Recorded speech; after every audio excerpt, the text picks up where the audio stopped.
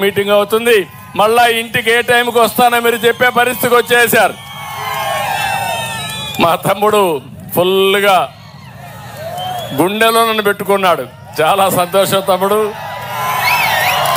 అలాంటి వాళ్ళు చూసినప్పుడు నాకు అనిపిస్తుంది నా మీద నమ్మకం ఆ తమ్ముళ్ళకి.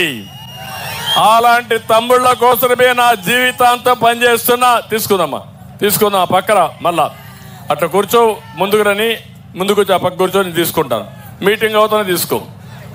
కాబట్టి నేను మిమ్మల్ని అందరినీ కోరేది, ఈరోజు మనం గుర్తుపెట్టుకోవాలి, ఇలాంటి దూసకపోయే ప్రపంచంలో, ఆధునిక యుగంలో, నాలెడ్జ్ ఎకానమీలో మన రాష్ట్రం ఎక్కడుందో ఒక్కసారి మీరు ఆలోచించుకోవాలి. యువత మేలుకోండి.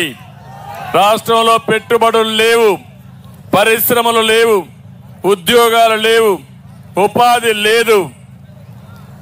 అలాంటి పరిస్థితిలో శక్తివంతమైన యువత నిరాశ